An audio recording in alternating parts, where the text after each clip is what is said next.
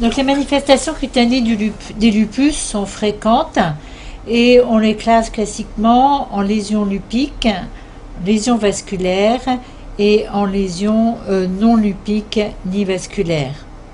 Les lésions lupiques sont elles-mêmes classées suivant leur évolutivité en lupus érythémateux cutané aigu, lupus érythémateux cutané subaigu et lupus érythémateux cutané chronique, dont il existe plusieurs formes. Et lorsqu'on voit un malade initialement, il est difficile parfois de classer les lésions dermatologiques. Dans ces cas-là, on parle de lupus érythémateux cutané indéterminé. Sur quoi se base le diagnostic des lésions cutanées lupiques ? D'une part, et surtout sur un aspect clinique évocateur qui va comprendre l'aspect des lésions élémentaires, la topographie, sur l'histologie avec présence d'une dermite d'interface qui est non spécifique et inconstante, un infiltrat lymphocytaire plus ou moins important, et surtout sur l'évolution aiguë, subaiguë ou chronique, souvent indépendante des lésions des autres atteintes lupiques qui peuvent être associées. Et sur le contexte clinique et immunologique, essentiellement pour le lupus érythémateux cutané aigu et subaigu. La forme aiguë est le plus souvent associée au lupus systémique. Les lésions cutanées sont surtout localisées sur les zones photo-exposées en loup. Elles sont mal limitées, érythémateuses, souvent œdémateuses, avec parfois des squames, des bulles dans les formes suraiguës, mais elles peuvent être diffuses et surtout elles disparaissent sans cicatrice avec le traitement de la poussée de lupus systémique.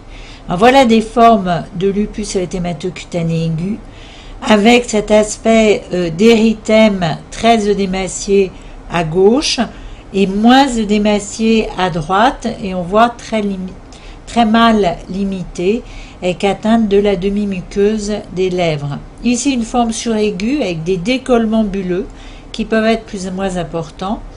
Dans les formes diffuses, le lupus atteint surtout les zones interarticulaires des mains, contrairement à la dermatomyosite dont les lésions cutanées vont prédominer sur les zones articulaires. Et puis il peut y avoir des lésions diffuses. L'atteinte buccale est fréquente au cours du lupus érythémateux cutané aigu et les érosions buccales vont être statistiquement associées à l'atteinte rénale. Ici on a une atteinte de la demi-muqueuse des lèvres. Et quand on rentre dans la bouche, en fait, il s'agit d'érosion, atteignant souvent le palais, comme ici, le palais, mais qui peuvent atteindre la face interne des joues et qui peuvent gêner l'alimentation.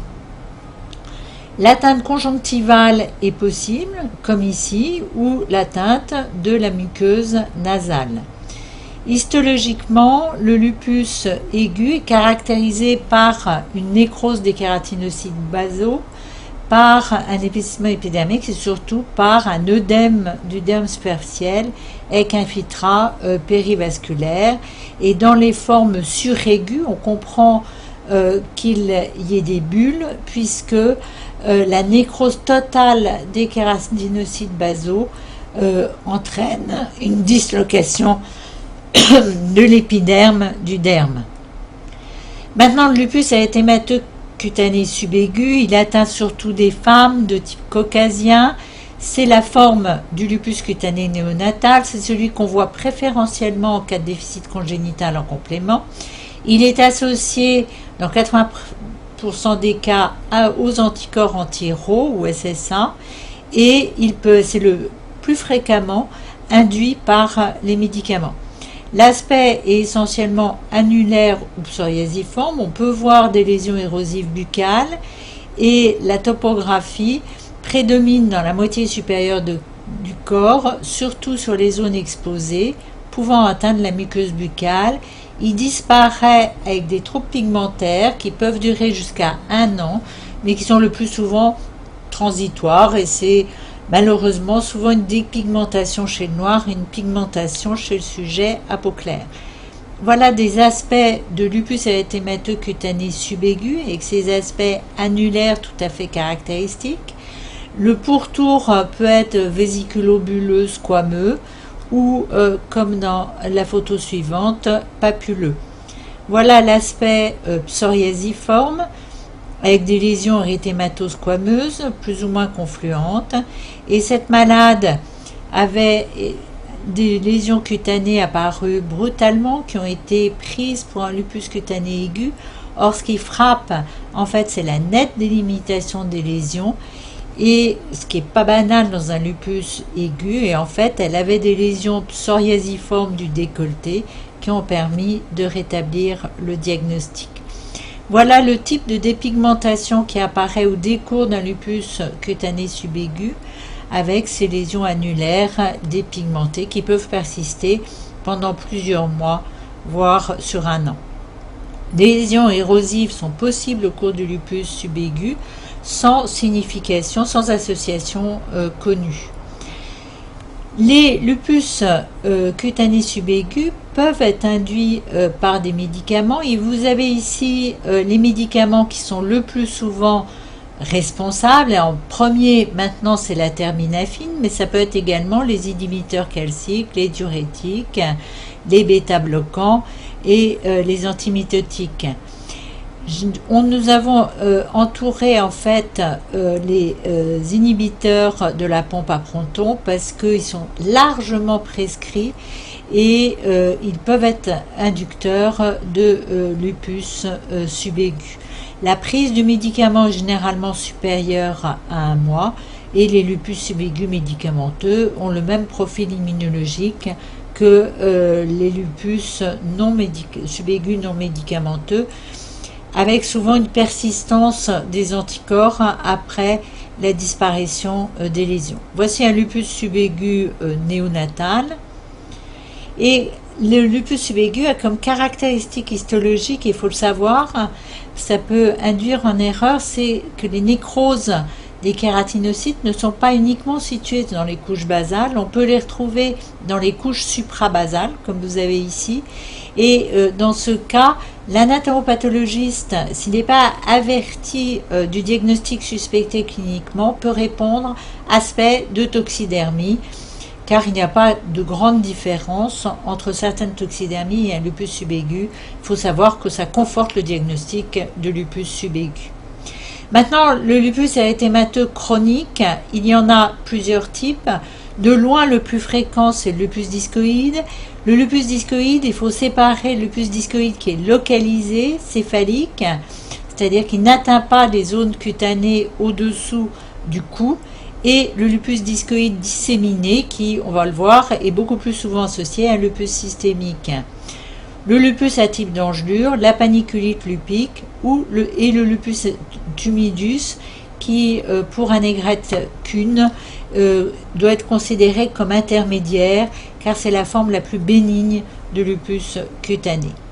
Donc le lupus discoïde atteint 60% de femmes, très souvent des fumeurs.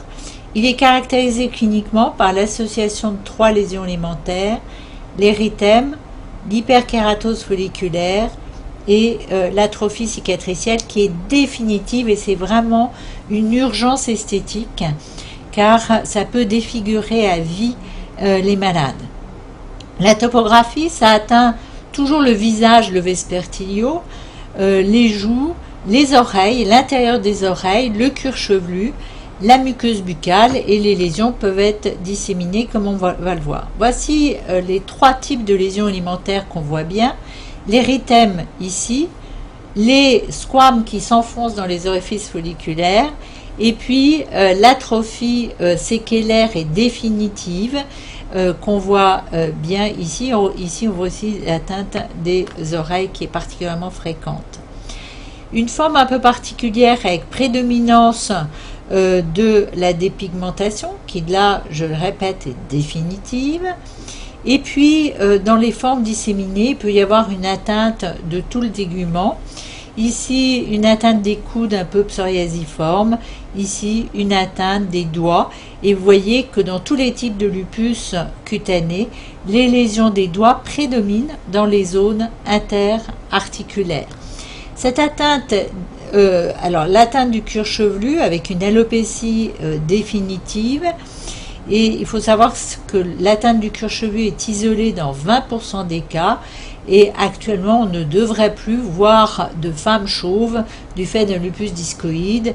On ne doit pas laisser évoluer un lupus discoïde vers la calvitie, car nous avons quand même des traitements efficaces qui empêchent cette évolution. L'atteinte du cuir chevelu est isolée dans 20% des cas sans autre atteinte. L'atteinte digitale du lupus discoïde se voit naturellement uniquement dans les formes disséminées et souvent associée à une atteinte systémique. Ici, vous avez plusieurs formes différentes. La forme classique, érythématose squameuse et atrophique, prédominante toujours dans les zones interdigitales. Une forme un peu particulière annulaire du fait d'un infiltrat lymphocytaire très abondant. Et surtout cette forme sur laquelle je voudrais insister, parce qu'elle est souvent prise par les internistes pour une vascularite, est considérée comme un critère d'évolutivité du lupus systémique souvent associé. Or, il s'agit d'un lupus discoïde à évolution scléroatrophique et d'évolution chronique qui ne justifie pas d'une intensification thérapeutique, notamment par les corticoïdes. Et les formes palmaires peuvent être érosives, comme les formes plantaires. L'atteinte de la muqueuse buccale peut se voir également dans le lupus discoïde avec un aspect clinique totalement différent. Ici, vous avez l'atteinte cutanée qui va se prolonger à l'intérieur de la cavité buccale par un réseau pseudo-lichénien. Encore sur cette diapositive, vous avez ici un aspect de lupus discoïde typique sur les joues et qui se prolonge à l'intérieur de la bouche par un aspect de leucoplasie indissociable cliniquement et histologiquement d'un lichen plan. Encore un dernier malade avec une atteinte typique de lupus discoïde de la demi-muqueuse de la lèvre, ici sur un bras. Et puis regardez, ça se prolonge à l'intérieur de la cavité buccale par un réseau pseudo-lichénien. Donc en fait, le lupus discoïde se présente dans la bouche comme un lichen. Et non seulement dans la bouche, mais également sur les ongles, car là, vous avez un lupus discoïde qui est situé sur la matrice de l'ongle. Il va détruire la matrice et entraîner des déformations définitives de l'ongle, et certains malades perdent tous leurs ongles du fait d'un lupus discoïde de la matrice, d'où l'intérêt de les traiter rapidement. Le lupus discoïde se distingue des autres types de lupus par l'importance d'infiltrats lymphocytaires qui est non seulement situé dans le derme superficiel, mais également dans le derme moyen et profond autour des annexes et qui va détruire complètement les follicules pileux, d'où l'alopécie définitive. Le lupus engelure est une forme très particulière de lupus qui persiste, avec des lésions qui persistent au-delà de la saison froide, touchant par définition les doigts et les orteils. Histologiquement, l'aspect est celui d'un lupus avec une dermite de jonction, mais parfois l'aspect histologique est très difficile à différencier de celui de véritables engelures. On est à la recherche de marqueurs permettant de différencier histologiquement facilement le lupus engelure d'une véritable engelure. Alors voilà l'aspect clinique d'engelure. Cliniquement, on ne peut pas faire d'autre diagnostic qu'un diagnostic d'engelure, mais parfois l'aspect est trompeur, et surtout lorsque les lésions apparaissent au cours d'un lupus systémique, car il ne s'agit ici ni d'une thrombose ni d'une vascularite, mais simplement d'un lupus engelure avec un aspect un peu purpurique. La paniculite est particulière car elle réalise des lésions infiltrées avec une atrophie résiduelle possibilité d'ulcération et de dépôt calcique. Les lésions touchent essentiellement le tiers supérieur des bras, mais aussi les joues, les cuisses, parfois les seins. Et histologiquement, il n'y a pas de dermite d'interface. Alors, on fait le diagnostic rétrospectif du fait de la lipoatrophie qu'on voit ici sur le tiers supérieur des bras. On peut le voir également sur le visage. Et en fait, ces lésions sont faciles à combler esthétiquement. On fait des greffes de graisse autologue et on peut tout à fait les traiter après disparition de l'évolutivité de la maladie avec une greffe de graisse autologue. Histologiquement, il n'y a souvent pas de dermite de jonction, mais un infiltrat lymphocytaire important, typiquement en boule de Guy, comme sur cette diapositive qui m'a été prêtée par le professeur Dan Lipsker. Le lupus tumidus, ou lupus intermédiaire pour l'école allemande, réalise des placards saillants de teinte rouge à limite nette, sans hyperkératose folliculaire ni atrophie, avec parfois une dépression centrale. Les lésions atteignent le visage mais aussi le tronc et histologiquement il n'y a pas de dermite d'interface et il y a souvent des dépôts dermiques de mucine. Alors, voilà l'aspect typique de placard urticariens à limite nette. De temps en temps les lésions sont rouge foncé mais elles peuvent être plus roses comme ici avec cet aspect vraiment urticarien à limite nette mais persistant. Et elles peuvent être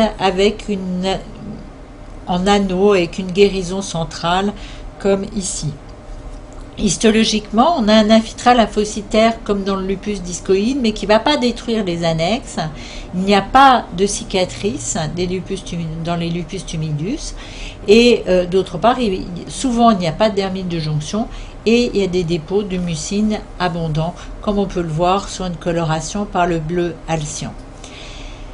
Pour les dermatologues, l'immunofluorescence cutanée directe a un intérêt limité et le diagnostic est essentiellement clinique et anatomopathologique. Enfin, dans les cas difficiles, on peut s'aider de l'immunofluorescence cutanée directe qui montre des dépôts d'immunoglobulines et ou de compléments à la jonction dermo-épidermique dans 90% des lésions de lupus aigu, 60% des lésions de lupus subaigu et 90% des lésions de lupus discoïde. Ici, vous avez une bande lupique. Alors, des scores d'évolutivité des lésions cutanées ont été établis et actuellement, on ne peut plus publier d'articles sur le lupus cutané sans utiliser ces scores. Le premier score, ça s'appelle le CLASI. Il évalue à la fois l'activité et les séquelles des lésions cutanées par la mesure de l'érythème des squames dans différentes zones en les notant un par un. Ce score a l'avantage d'avoir une appréciation homogène de la sévérité des lupus cutanés, mais vous savez très bien qu'en dermatologie, c'est pas tellement, on ne juge pas sur la sévérité des lésions cutanées, mais souvent sur le ressenti des lésions cutanées, car des lésions cutanées plus ou moins sévères ou de sévérité comparable peuvent avoir un ressenti complètement différent par les malades. Et c'est le ressenti qui est plus important. Et d'autre part, ce score permet de définir une réponse au traitement qui est définie par l'amélioration de 4 points du score d'activité ou de 20% du CLASI initial.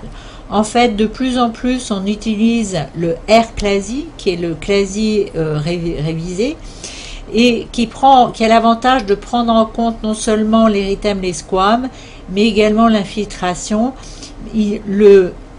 La réponse thérapeutique n'a pas été validée, mais nous utilisons toujours le R-CLASI 50%, c'est-à-dire une amélioration de 50% du score R-CLASI qui permet de définir une réponse thérapeutique. Alors, quelles sont les caractéristiques biologiques suivant le type de lupus érythématocutané? Là, je vous ai mis sur cette diapositive le pourcentage en fait de lupus associé, d'anticorps antinoyaux, d'anticorps anti-SSA et d'anticorps antiphospholipides, en sachant qu'il y a un décalage des colonnes. Ici, c'est le lupus érythémateux systémique, les anticorps antinoyaux, les anticorps anti-SSA et les APL. Ça fait partie d'une cohorte de 300 malades atteints de lupus dit cutané, qui était française et qui était de recrutement essentiellement hospitalier, d'où en fait la surévaluation de la prévalence de lupus systémique, d'anticorps antinoyaux, d'anticorps anti-SSA et d'APL par rapport à une population de malades qui est vue en ville.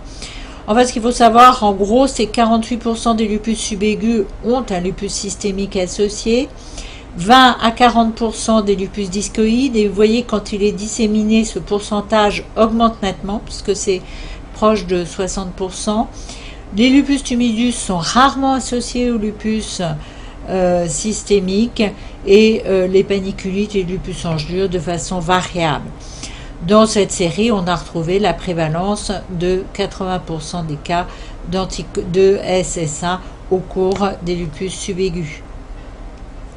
Maintenant, quel est le traitement des lupus érythémateux cutanés? Le premier traitement, il va être préventif. Ce traitement préventif, il consiste essentiellement en une photoprotection dont l'efficacité a été démontrée contre placebo sur la survenue des lésions de lupus érythémateux cutané, notamment par l'équipe d'Annegret-Kuhn. Il est souhaitable d'arrêter l'intoxication tabagique, ce qui est souhaitable mais difficile. En fait, l'arrêt de l'intoxication tabagique ne s'accompagne que dans 50% des cas de la disparition du lupus cutané. Donc on ne peut pas dire aux malades, si vous arrêtez de fumer, votre lupus cutané disparaîtra. Ce qu'on sait, c'est que les lupus cutanés sont plus graves et plus résistants aux antipaludéens de synthèse chez les fumeurs. Le premier traitement peut être un traitement local. Les dermocorticoïdes sont efficaces dans les lupus cutanés, mais attention, lorsqu'ils sont utilisés au long cours, ils donnent une atrophie qui aggrave considérablement les séquelles esthétiques et l'atrophie. Donc, il ne faut pas les utiliser pour une durée de plus de 3 semaines, du fait du risque d'atrophie, sauf sur le cuir chevelu, et jamais sur le visage, du fait de l'augmentation du vieillissement, de l'accélération du vieillissement. Le tacrolimus topique, c'est le protopique 0,1%. Il a été essayé dans des petites séries et dans des études en double aveugle avec un nombre limité de malades. Il est en gros pas efficace sur le lupus discoïde et il est surtout efficace sur le lupus tumidus, un peu moins sur le lupus subaigu et surtout si les lésions sont récentes. Mais il peut être utilisé chez des gens qui sont résistants ou qui ne veulent pas de traitement par voie générale. Le traitement systémique de première intention, c'est naturellement les antimalariques, et parmi les antimalariques, l'hydroxychloroquine, dont vous connaissez très bien les effets bénéfiques au cours du lupus systémique. Malheureusement en France, nous n'avons pas la quinacrine, qui est largement utilisée dans les autres pays, surtout en association avec l'hydroxychloroquine ou la chloroquine. Il a fallu attendre 2016 pour avoir la première étude en double aveugle versus placebo étudiant l'effet de l'hydroxychloroquine dans le lupus cutané, avec un nombre 72 malades traités par l'hydroxychloroquine, moins d'une trentaine par le placebo, et à 16 semaines, vous voyez qu'il y a une efficacité de l'hydroxychloroquine sur les lésions cutanées de l'ordre de 60%, alors qu'elle ne dépasse pas 30% avec le placebo. Et puis ensuite, il y a eu un switch. Les malades traités par placebo ont eu l'hydroxychloroquine avec des résultats similaires. Je ne rentrerai pas dans cette diapositive, sur les détails de cette diapositive qui explique en fait tous les mécanismes d'action des antipaludéens de synthèse sur le lupus cutané parce qu'elle est compliquée. Il y a un effet photoprotecteur, mais il y a également de nombreux autres effets. Alors, quel est le taux de réponse aux différents antipaludéens de synthèse? Est-ce que l'hydroxychloroquine égale la chloroquine ou inversement? Dans cette méta-analyse qui a été réalisée par François Chasset, publiée dans le British Journal Dermatology de 2017, il a évalué le taux de réponse global d'hydroxychloroquine à 63%, le taux de réponse global de chloroquine à 79%, sans différence significative entre les deux antipaludéens de synthèse. Alors, est-ce que ça a un intérêt de changer l'hydroxychloroquine par la chloroquine ou la chloroquine par l'hydroxychloroquine? Jusqu'à maintenant, il n'y avait aucune étude explorant en fait l'effet de l'autre antipaludéen quand le premier soit avait été inefficace, soit avait été arrêté du fait d'un effet secondaire. Et il s'agit d'une étude rétrospective de 64 malades qui est actuellement sous presse dans le GAD, réalisée par François Chasset. Et on va regarder d'abord les malades qui ont été switchés du fait d'une inefficacité du traitement.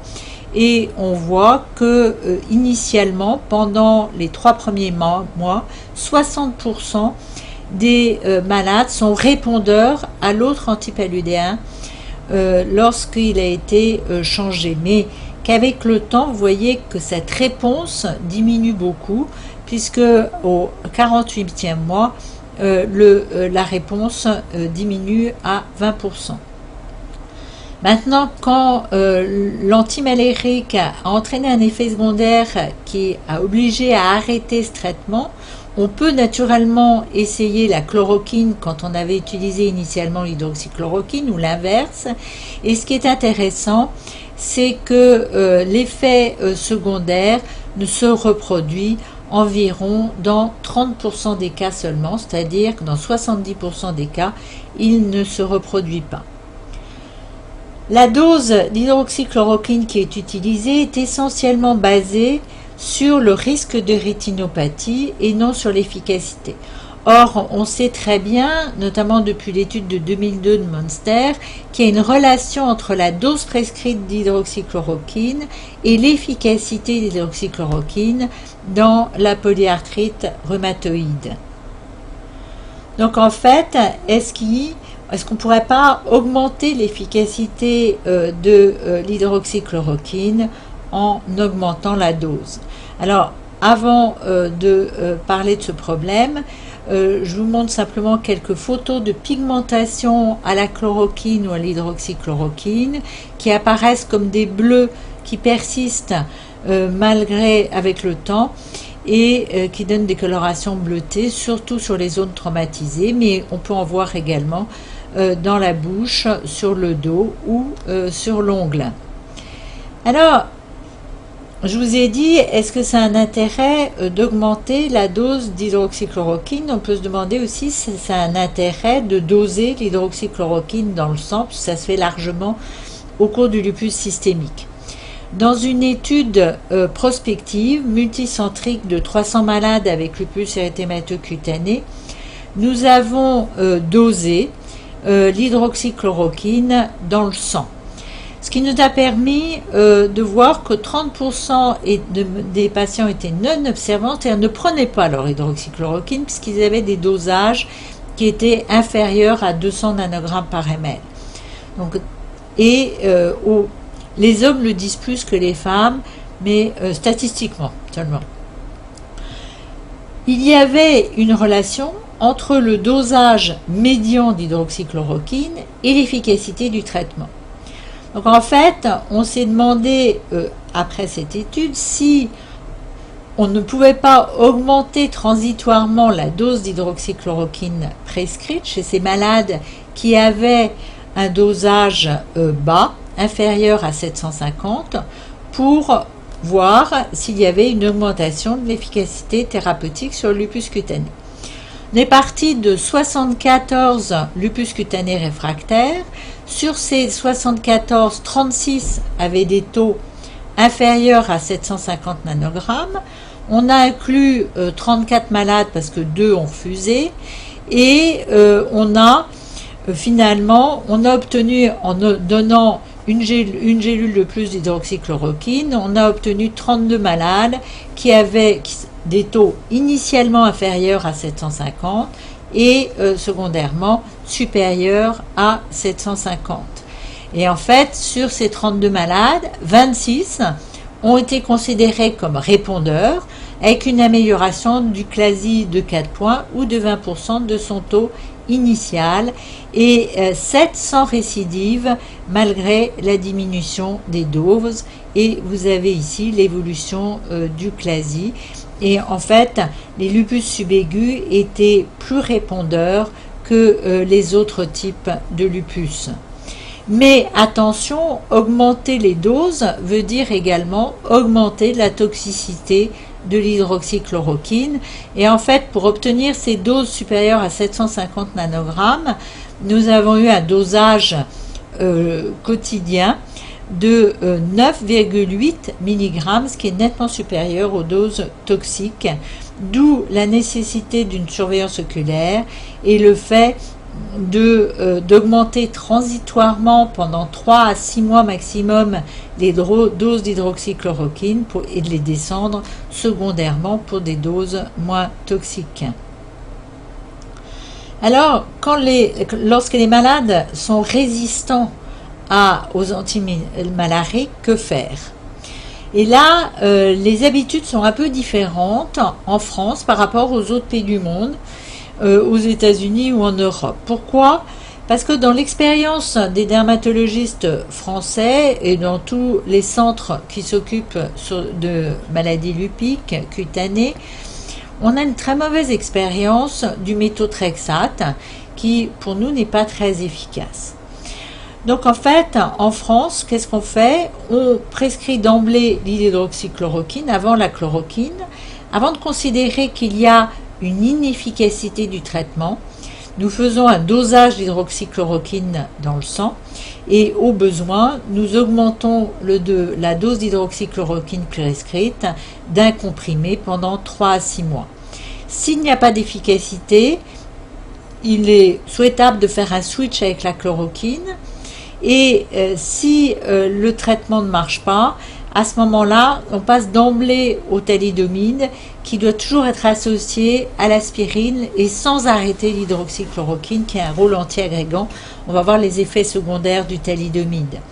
Si ça ne marche pas, de plus en plus nous utilisons, ou s'il y a des effets secondaires qui imposent l'arrêt du thalidomide, de plus en plus nous utilisons le Revlimid associé à l'aspirine malgré l'absence d'AMM et secondairement en fait après on utilise le méthotrexate ou la dizulone qui marche surtout dans le lupus subaigu et les paniculites lupiques.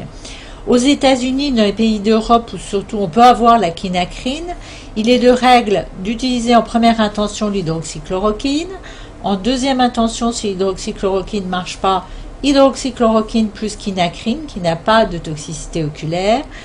Troisième intention, chloroquine. Quatrième, chloroquine plus quinacrine.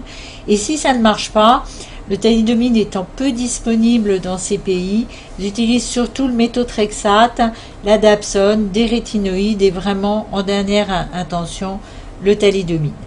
Là encore, François Chasset fait une méta-analyse sur tous les articles qui utilisaient le thalidomide dans le lupus cutané et vous voyez dans cette méta-analyse qu'il existe une réponse partielle dans 89% des cas et une réponse complète dans 64%. Et surtout, ce qui est très intéressant, c'est que la réponse est très rapide en moins d'un mois, alors que la réponse aux antipaludins de synthèse est plus longue, pouvant prendre plusieurs mois. Là, vous avez la prévalence des effets secondaires. La neuropathie est excessivement fréquente puisqu'observée dans 22% des cas. Je ne parle pas du risque tératogène qui est naturellement connu et qui est prévenu par les modalités de prescription du thalidomide. Et il existe un risque de thrombose non négligeable de 1%, d'où la nécessité de prescrire de l'aspirine avec le thalidomide systématiquement et de maintenir l'hydroxychloroquine qui a un rôle anti-agrégant qui prévient l'évolution vers un lupus systémique. Nous n'avons jamais eu dans notre groupe d'études des maladies systémiques de la Société française de dermatologie de thrombose chez les malades qui ont eu du thalidomide avec de l'aspirine et maintien de l'hydroxychloroquine, alors qu'il y en a eu lorsqu'il n'y a pas eu ces prescriptions associées. Le lénalidomide, c'est un analogue du thalidomide qui est in vitro 100 à 2000 fois plus puissant et qui est beaucoup mieux toléré que le thalidomide et qui est commercialisé en France et utilisé essentiellement en hématologie. Dans cette étude faite avec François Chasset, il y avait 16 lupus cutanés réfractaires à l'hydroxychloroquine, plus un traitement de deuxième intention. 14 ont répondu de manière remarquable au Revlimid, avec une diminution des doses sans rechute chez 13 patients, parce que comme le thalidomide, le lénalidomide après rémission complète n'est pas arrêté, il est progressivement diminué jusqu'à obtention d'une dose minimale efficace. L'intérêt du lénalidomide, c'est qu'on peut le prescrire chez les malades qui ont une neuropathie périphérique préalablement au thalidomide, et il n'y a eu, dans notre expérience et dans celui de la littérature, aucune neuropathie périphérique et aucune aggravation d'une neuropathie préalable. Les effets indésirables sont essentiellement une asthénie, une insomnie, des céphalées. L'avantage, c'est que ça fait perdre du poids, contrairement au thalidomide qui fait gagner du poids, ce qui est non négligeable chez la femme, et il n'y a pas de poussée systémique. Voilà un exemple d'efficacité d'un lupus subaigus sous Revlimid, d'un lupus discoïde. Que penser du belimumab qui peut être prescrit pour une atteinte cutanée? Dans la littérature est très pauvre sur l'efficacité. En fait, quand on prend l'ensemble des articles, il semble qu'il y ait une efficacité modérée mais durable, et surtout dans les formes de lupus subaigu, avec une évaluation qui n'a pas été correcte au cours du lupus discoïde, qui est de loin le plus fréquent. Pour terminer sur le lupus cutané, je vous donne les guidelines qui ont été publiés par le groupe européen dont je fais partie, et en première ligne, donc c'est naturellement les antimalariques. En seconde ligne, comme je vous ai dit, le méthotrexate a été choisi parce qu'il a moins d'effets secondaires et qu'il est plus répandu dans tous les pays que le thalidomide, qui est difficile à trouver avec de nombreux effets secondaires. Et en troisième position, ça peut être la disulone ou d'autres traitements. Quelles sont les autres lésions qu'on peut voir au cours des lupus systémiques qui sont associées au lupus systémique? D'abord, les lésions urticariennes. Les lésions urticariennes sont présentes dans 4 à 13% des lupus systémiques. Et une lésion urticarienne au cours d'un lupus systémique n'est pas systématiquement une vascularite leucostoclasique. En fait, il peut s'agir soit d'une vascularite leucostoclasique, soit d'une urticaire neutrophilique. Et l'urticaire neutrophilique est lui-même associé à des arthralgies indépendantes du lupus systémique. Donc, la présence de lésions urticariennes avec arthralgie ne doit pas signifier qu'il y a une poussée de lupus systémique. Il faut faire une biopsie de la lésion urticarienne, car la présence d'une urticaire neutrophilique peut expliquer les arthralgies. Donc, en gros, toutes les lésions urticariennes au cours des lupus systémiques doivent être biopsiées, car il peut s'agir d'une vasculite leucostoclasique, d'un urticaire neutrophilique ou d'une urticaire classique. Voilà les 3 histologies possibles. il me manque l'urticaire neutrophilique, ce qui ne passe pas, c'est pas grave, avec ici une vascularite leucocytoclasique, un infiltrat leucocytaire, lymphocytaire discret comme au cours d'une urticaire classique, ou un infiltrat neutrophilique diffus. Le livédo, au cours des lupus, il est associé au SAPL. C'est un livédo qui est souvent fin. Il est plus facilement analysable sur le tronc du fait de l'absence d'interférence avec un livédo physiologique comme ici. Il est ramifié, souvent fin, et la biopsie n'a aucun intérêt car dans 2/3 des cas, elle est normale.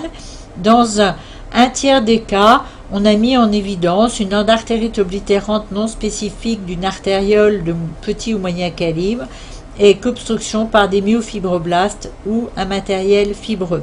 Alors voilà une obstruction par des myofibroblastes ou par le matériel fibreux. Et ce qui est amusant, c'est que cet aspect est quand même très voisin de ce qui a été décrit par l'équipe de Necker dans les reins de syndrome antiphospholipide faisant intervenir l'activation de la voie mTOR.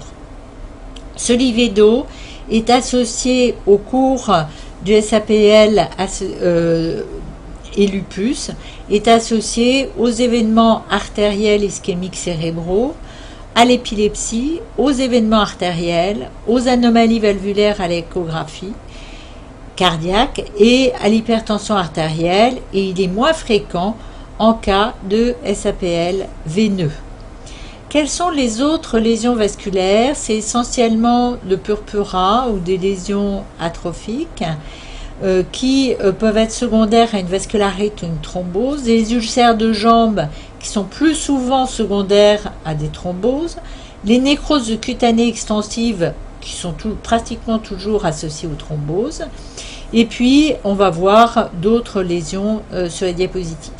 Ce jeune homme a fait au cours d'une poussée lupique ces lésions purpuriques des mains.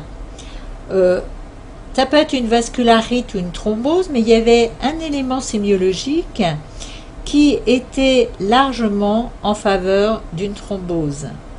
Cet élément sémiologique, c'était la localisation de cette petite lésion à l'oreille qui était équivalente à celle des doigts. Et autant les lésions de vascularite prédominent sur les extrémités, surtout sur les extrémités inférieures, l'atteinte de l'oreille est très fréquemment associée aux thromboses artérielles, quelle que soit l'origine de la thrombose. Donc en fait là, il s'agissait, l'ensemble des lésions étaient liées à des thromboses vasculaires au cours d'un SAPL associé à une poussée lupique. Ici, vous avez encore des lésions purpuriques liées à une thrombose, et puis ici, des lésions atrophiques qu'on appelle le pseudo de Gosse ou pseudo-atrophie blanche au cours du lupus, qui peuvent être liées soit à une thrombose, soit à une vascularite, soit à un lupus discoïde avec cette atrophie ségellaire, d'où l'intérêt de les biopsier. Les nécroses extensives sont généralement liées à des thromboses. Il faut les traiter rapidement car elles donnent des cicatrices importantes. Cette malade a fait sur la même jambe, au cours d'une poussée de lupus systémique, des lésions de purpura infiltrées correspondant à une vascularite et sur la même jambe, sur la cuisse, une plaque nécrotique extensive correspondant à une thrombose. D'où l'intérêt de biopsier toutes les lésions cutanées, surtout lorsqu'elles sont différentes. Les hémorragies en flamèche au cours du lupus, c'est associé soit à des poussées lupiques, soit à des thromboses, généralement de pronostic plus sombre dans d'autres territoires. Maintenant, nous allons voir les lésions non lupiques, non vasculaires. Tout le monde connaît l'alopécie transitoire des poussées de lupus aigus, qui va régresser avec le traitement de la poussée lupique. Ici, il s'agit de lésions de mucinose papuleuse qui se voient plus souvent dans les lupus systémiques que dans les lupus cutanés isolés. qui n'ont pas d'intérêt majeur, qui régressent sans cicatrice. L'anétodermie a plus d'intérêt, bien que peu reconnue par les non-dermatologues. Ces lésions dermatologiques sont rares au cours de SAPL, puisque sur notre série de 200 malades avec SAPL, ils étaient présents dans 2%. Ce n'est jamais une manifestation inaugurale. Les lésions sont souvent multiples sur la moitié supérieure du tronc et des bras. Histologiquement, il y a une disparition des fils élastiques sans thrombose, et on sait que ces lésions sont probablement secondaires à l'hypoxémie-réoxygénation qui donne une augmentation des métalloprotéinases et une diminution de leurs inhibiteurs permettant de détruire les fils élastiques. Alors regardez bien cette diapositive, en fait les lésions sont indiquées par les petites flèches blanches où vous avez ces lésions d'anétodermie qui sont comme des grains de raisin vidés de leur contenu. On comprend qu'elles soient non remarquées par des non-dermatologues, mais ces lésions d'anétodermie sont très importantes car elles sont toujours associées au cours de lupus à des anticorps antiphospholipides et elles signent la pathogénicité de ces anticorps antiphospholipides, d'où leur intérêt. Alors maintenant, on va terminer par deux entités qui sont associées au lupus systémique ou au lupus non systémique, mais le lupus bulleux, c'est généralement le lupus systémique. Lupus bulleux, qu'est-ce qu'on appelle lupus bulleux? En fait, c'est une maladie auto-immune associée au lupus qui réalise des bulles ou des vésiculobules en peau saine, sont parfois regroupées en bouquets, qui sont localisées sur les zones exposées et non exposées, qui guérissent sans cicatrice ni grain de bilium, et ces lésions bulleuses sont très sensibles à la dapsone, la dapsone étant le premier traitement du lupus bulleux. Histologiquement, l'aspect est très particulier avec des bulles sous-épidermiques, de nombreux polynucléaires neutrophiles, parfois eosinophiles. Il y a des micro-abcès polynucléaires neutrophiles. De temps en temps, une vascularite qui est inconstante. L'immunofluorescence est toujours positive avec des IgG, des IgM et souvent des IgA. La microscopie électronique, on ne la fait pas, mais si on la faisait, on verrait que le clivage est dermique superficiel et non à la jonction dermo-épidermique. Et biologiquement, il y a souvent des anticorps anticollagènes de type 7. Ici, vous avez un des aspects de lupus bulleux avec ces bulles regroupées en bouquets, survenant sur peau saine et pas en zone érythémateuse comme les lésions de lupus suraigu.